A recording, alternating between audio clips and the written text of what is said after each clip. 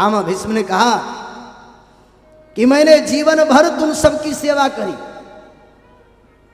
जीवन पर्यंत तुम सबके लिए मैंने धन अर्जन किया, राज सत्ता को भी छोड़ करके तुम सबका संपोषण किया, लेकिन हे पुत्रों अब मुझे विरति कर दो। अब मेरे और परमात्मा के मिलन में मैं कोई भी संसारिक द्वंद्व को स्वीकार नहीं करना चाहता हूं। और भगवान के सामने पितामह भीष्म कहते हैं कि हे ठाकुर जी अब तो आ जाओ। कृष्णे लसित निवेदन किया है सूत जी महाराज ने, कृष्णे लसत पीत पटे चतुर्भुजे पुरस्थिते मिलित दीर्घ धारयत।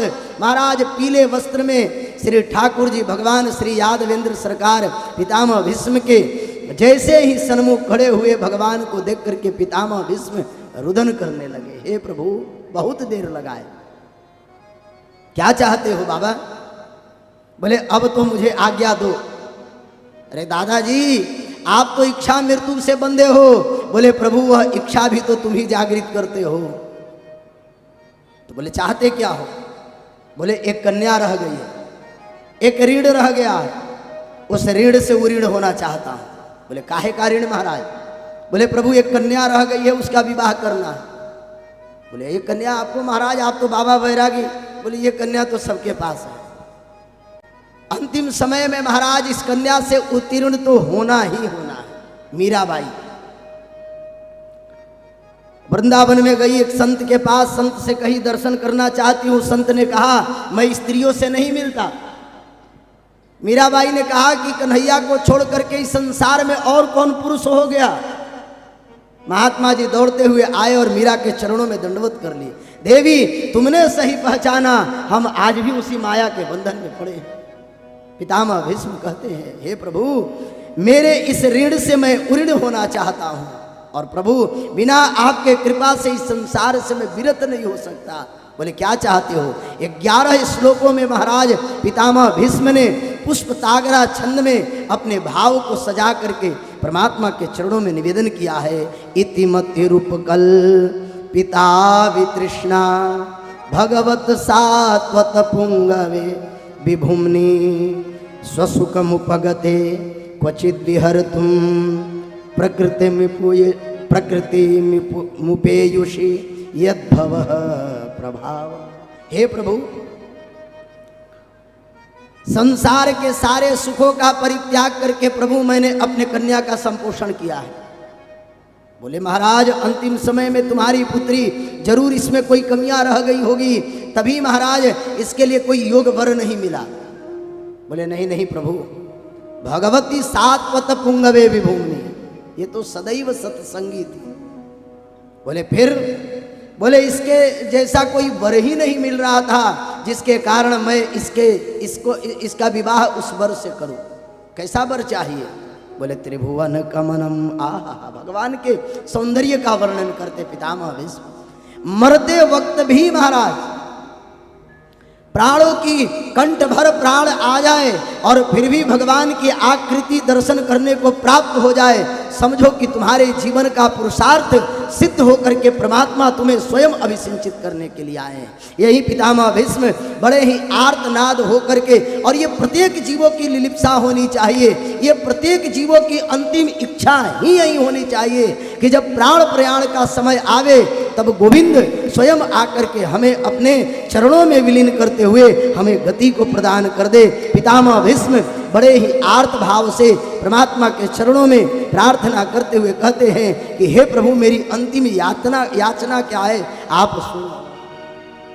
इतना तो करना जब प्राण तन से निकले,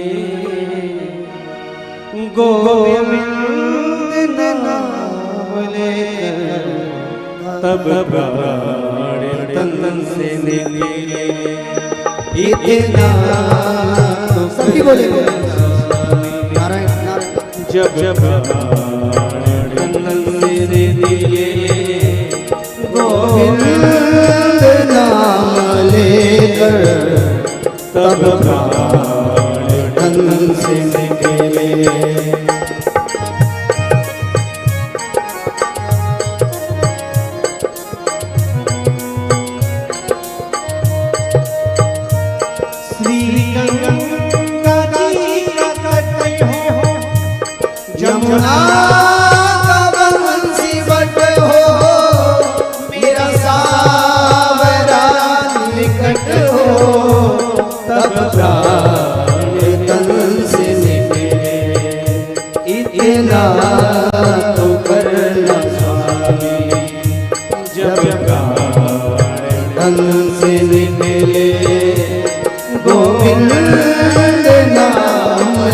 लेकर तब प्राण तन से निकले।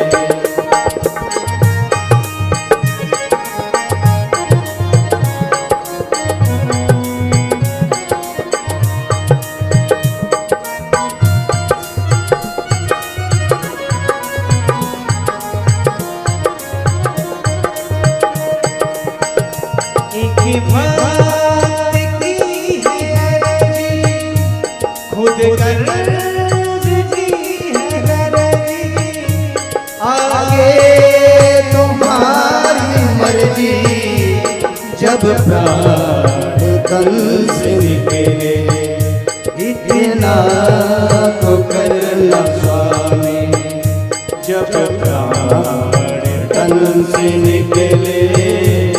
गोविंद नाम लेकर तब प्राण तन से निकले।